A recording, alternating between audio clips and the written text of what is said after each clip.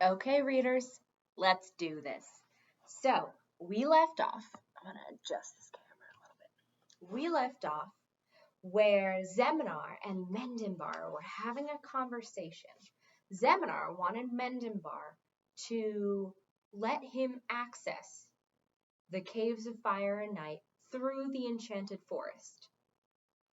Mendenbar wasn't so happy about that idea, especially since Zemenar's staff kept on kind of pulling all the magic to him and trying to cause all sorts of knots. So, let's see what happens next.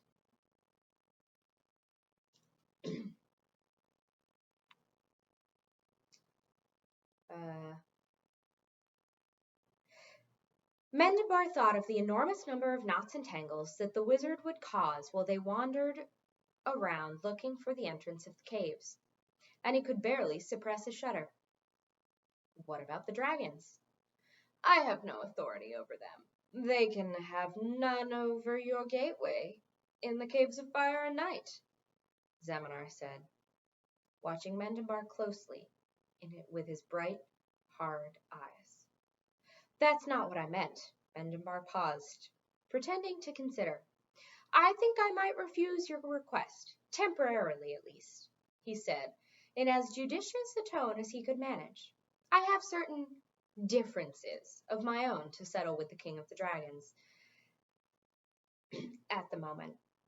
From what you say, the dragons would object if I let wizards into the caves of fire and night, and I do not want to make my discussion with them any more difficult than it is likely to be already. I hope you understand. A fleeting expression of satisfaction flicked across Zemenar's face. I'm sorry to hear that you, too, are having trouble with the dragons. I hope you will be able to settle things suitably. They are sly creatures. You know, and one can never tell what they are thinking. The same could be said about the head of the Society of Wizards, thought Mendenbar. Thank you for your kind wishes, he said aloud. If you would like our assistance, the Society of Wizards would be happy to advise you, Zemenar said, with a smile. We have had a great deal of experience with the dragons over the years. I appreciate your offer, Mendenbar replied cautiously. He did not want to offend the head wizard, but he doubted that the wizard's advice would help him much. After all, they seemed to be having more trouble with the dragons than he was. Have you met the new king of the dragons, or her princess? The head wizard went on. No, Princess? Mendenbar forgot his misgivings in a wave of surprised dismay. The king of the dragons has a princess. She does indeed, Zemenar said. There was a faint frown in his eyes, and his fingers were stroking his staff again. She's a real troublemaker, too. The princess, I mean. Our misunderstanding with the dragons is all her fault. Is it her fault? Oh, Lord, Mendenbar said. He raised a hand to run his fingers through his hair and remembered just in time that he was wearing a circlet. And King Kazul listens to her? Well, certainly. Most of the dragons do now. Cimmerian is quite the power behind the throne in the Mountains of Morning. There was a sneer in Zemenar's voice, along with a good deal of suppressed anger. Mendenbar couldn't blame him. He'd had enough trouble with princesses himself to know the type. Cimmerian must be one of those beautiful, empty-headed, ambitious bores, whose only talents were the ability to stare innocently with blue eyes, and had a knack for wrapping people, or in Cimmerian's case dragons, around their fragile little fingers. She was probably too stupid to realize how much trouble her manipulations caused, but if she did notice, she probably would like having the power and producing turmoil. Is that true? Is that who Cimmerian is? Oh, Lord, Mendenbar repeated. Why hadn't Morrowind warned him? Well, he had to talk to Kazula one way or another. Perhaps Morrowind had heard about his aversion to princesses and hadn't wanted to give him any reason to put off the visit. Mendenbar looked at Zemenar completely in charity with the wizard for the first time. Thank you for telling me. You're welcome, Zemenar said. You will let me know how things go, won't you? And do remember that the Society of Wizards would be happy to give you whatever help you may need. It's in our interest, after all.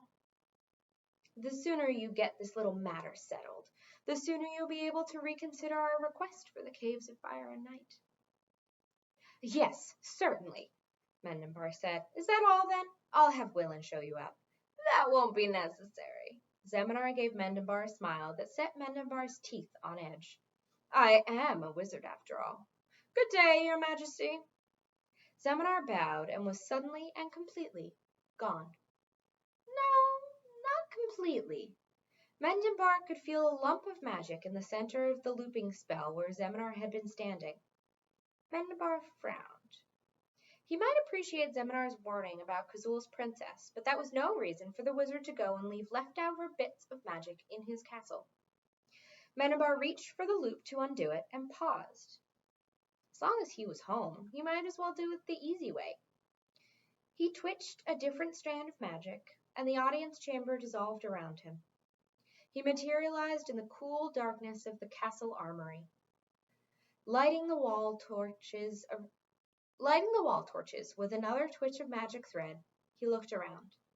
Willin had been hard at work since the last time Mendenbar had visited the armory. Since most of the swords and shields that had been piled in one corner or another were now hanging in neat pairs on the walls. Extra swords, spears, maces, lances, and knives hung in closely spaced rows higher up. The effect was almost decorative.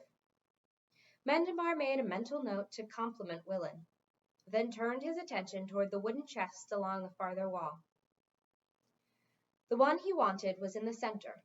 He reached into his pocket for the key and realized he had left it on his desk. He sighed and snapped his fingers. With a small pop, the key appeared, level with his nose, and fell into his palm. Mendenbar smiled at it and bent over the chest. Willin was always after him to have a proper set of keys made for the various doors and drawers and chests and hiding places in the castle, but Mendenbar couldn't see a reason to waste the effort when the key to the castle was all you needed to open any lock in the place. It wasn't as if Willin needed a spell to call the key, either. Mendenbar thought as he lifted the lid of the chest. It was silly. The key had its own magic. As long as it was inside the castle, it came to whoever called it. Willin just wanted to puff up his own consequence by carrying a big bunch of keys jangling in his belt. Mendenbar looked down and forgot about Willin. There was only one thing in the chest, a sword gleaming in the torchlight. It was very plain, almost ordinary looking, and it didn't have an air of magic at all. Although anyone who looked at it closely would notice that it shone too brightly and had too sharp an edge to be an ordinary sword. Mendenbar reached in and took the hilt in his hands, with a sigh of satisfaction. In the air around him, the unseen strands of power hummed in response, for this sword was linked to the warp and weft of the enchanted forest in ways no one, not even kings of the enchanted forest, really understood. Mendenbar always felt better when he had the sword with him, but he couldn't wear it around the castle all the time. It made Willin unhappy and visitors nervous, so he kept the sword in the armory, unless he could think of an excuse to use it. Rising, he swung the sword twice, just for fun. Then he hunted around until he found a sword belt and a scabbard, put the sword into the sheath, and buckled the belt around his waist. With another wave of his hand, he was back in the audience chamber. So, that's the end of that chapter, and we are going to see what happens next in chapter